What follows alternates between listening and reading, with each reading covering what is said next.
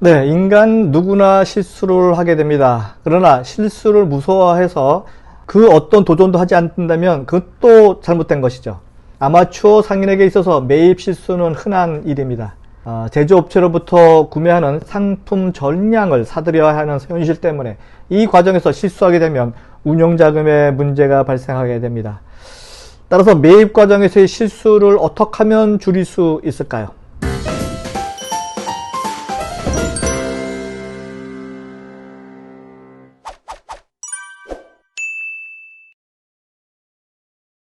안녕하세요. 유통구단 김앤커머스 대표 김영호입니다. 오늘 유통혁명 49번째 올바른 재고자산 관리 7계명 편입니다. 네. 우리는 흔히 매입 과정에서 실수를 하게 되면 바로 가격 인하라는 정책을 발휘하게 됩니다. 하지만 가격 인하라는 극약 처방을 내리기 전에 마케터가 해야 할 일은 무엇일까요? 매입에 관한 매뉴얼을 제대로 작성해 놓고 구매 업무를 해야 하는 것입니다. 그러나 대부분의 소상공인들은요, 매입에 대해 피해를 최소화하고 재고자산의 원활한 운영을 위해서 매입 관련 사전 준비를 철저히 하지 못하는 경향이 있습니다. 그래서 매입 실수를 일으키는 원인을 미리 진단하고 예방할 필요가 있는 거죠.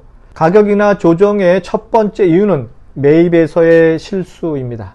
갖고 있는 재고자산의 올바른 운영을 위해서 미리 준비해야 할 7가지 계명에 대해서 이야기합니다.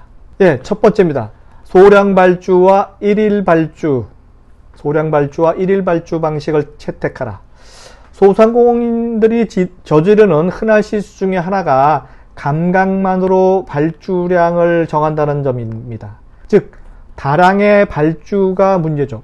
초보 상인들은 자신이 지닌 정보가 상당히 많은 듯 착각하기 쉽습니다. 하지만 실제로 이는 극히 한정적인 정보에 의존하게 되는 것이죠. 자신과 거래하는 생산업체 혹은 도매업체가 제공하는 정보에 의존해서 하는 소매 상인들이 많기 때문인데요. 해당 제조업체가 올해 메인 컬러가 화이트다. 그럼 화이트 관련된 그 재고 물량을 엄청 사입한다든지 이런 아주 간단한 실수를 많이 하게 됩니다. 결과는 가격 인하만 남게 되죠. 안 팔릴지도 모르는 상품을 모양만 갖추다가 대량 발주하고 나중에 가격을 조정하거나 하는 식은 하지 않는, 지양하는 편이 좋습니다. 가능하면 소량 발주 그리고 일일 발주 체제를 꼭 하시기 바랍니다. 그래야 위험을 시간으로 분산시키는 거죠. 이해가시죠? 위험을 시간으로 분산시켜라. 그러려면 일일 발주, 소량 발주 방식을 제조업체와 미리 계약을 해야 된다는 의미입니다. 두 번째, 트렌드와 디자인의 변화를 늘 신경 써라.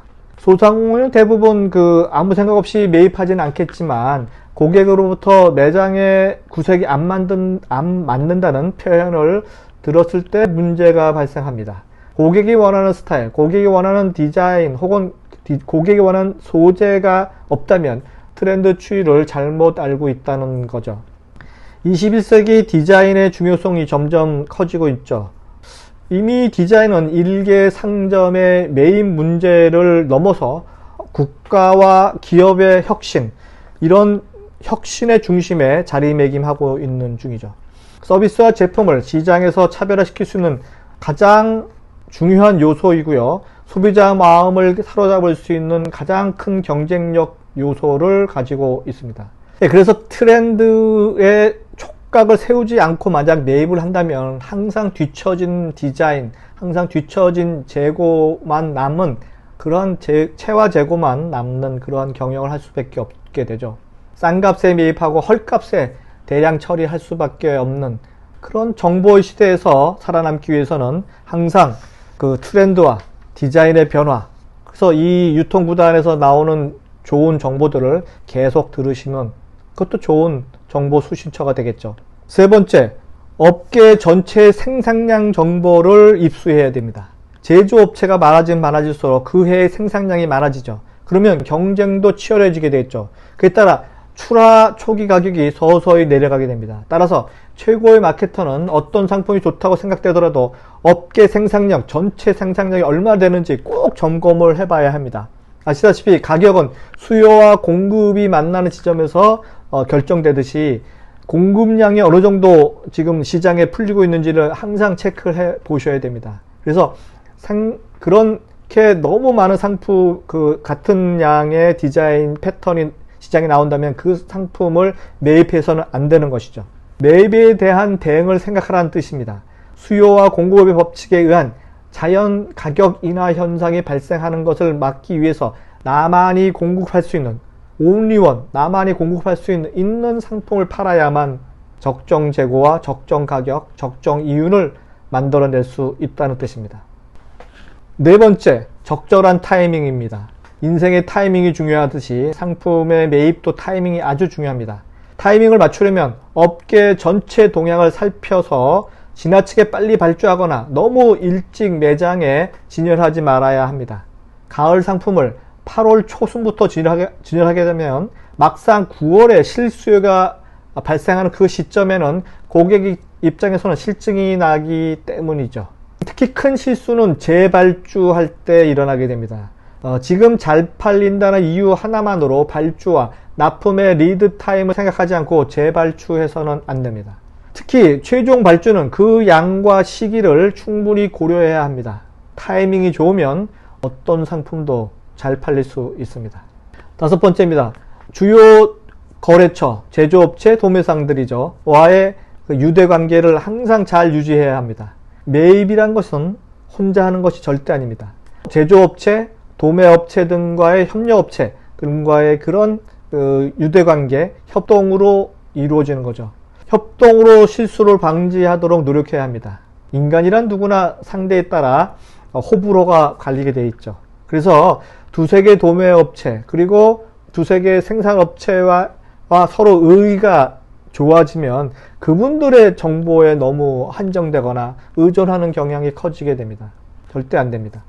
어떤 상품이 히트하면 좋겠지만 흐름이 변하면 재고가 쌓이게 되는 게 마련입니다. 그래서 네트워크 경제 하에서는 최고 경영자는 더 이상 전지전능한 지배자가 아니다. 따라서 최고 정보와 전문 지식을 함께 활용할 수 있도록 여러 방면의 네트워크를 갖고 있어야 됩니다. 제조업체도 그렇고 도매업체도 그렇고 여러분들의 거래선을 아주 다양하게 갖고 가시고 다양한 곳에서 정보를 입수를 하셔야 됩니다. 여섯 번째입니다. 소비자가 응하는 가격을 책정하라. 소비자가 응하는 가격. 네. 가격 인하의 그 둘째 원인은 가격 책정의 실패이기 때문에 일어납니다. 아마추어 상인들은 아무래도 첫 거래가 한번 낙천적일 수밖에 없죠. 제조업체가 상품을 가져오게 되면 납품가를 원가로 해서 이익분을 얹어서 그렇게 그냥 20% 마진하지 그냥 그런 초보 상인들이 상당히 많더군요. 가격이란 얼마면 구매 고객을 구매하도록 자극할 것인가, 이 부분은 상당히 고민해야 되는 부분입니다. 따라서 적정 가격이란 개념을 항상 염두에 둬야 하고요.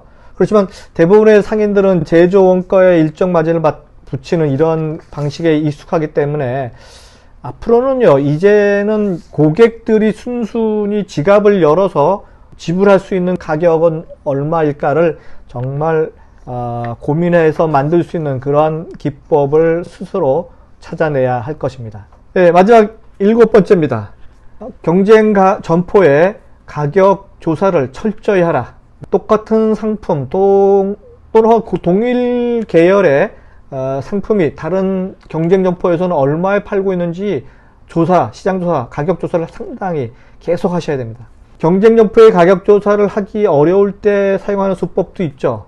네, 국내 최저 가격 보상제, 이런 약간 꼼수 같은데 우리나라 예전에 할인점에서 사용했던 방법입니다. 몇만 개 되는 상품 가격을 경쟁사 제품과 동일하기 때문에 그 가격 조사하는 것이 너무 힘드니까 아예 소비자한테 맡긴 거죠. 그 묘안으로 국내 최저가 보상제. 할인점 입장에서는 충분히 효과를 거두었죠. 경쟁 점포와 일개 상품의 가격 차이는 불과 500원 이내이기 때문이죠. 그에 비해서 가격 대비 최고의 언론 홍보 효과도 얻게 되고요. 근데 요것이 사실은 이게 공정거래법상의 약간 위반의 요지가 있기 때문에 요즘은 절대 하지 않죠. 그러나 요것을 약간 비틀으면 진행될 수도 있는 여러 가지 마케팅 기법이 있으니까 한번 생각해 보시고요. 이상은 7가지 재고자산 관리 7계명 철저히 이해하시고 실천하셔서 적정 재고, 적정 매출, 적정 이윤을 반드시 이루는 아마추어 상인이 아닌 프로 상인이 되시기 바랍니다. 감사합니다. 다음 시간에 뵙도록 하겠습니다.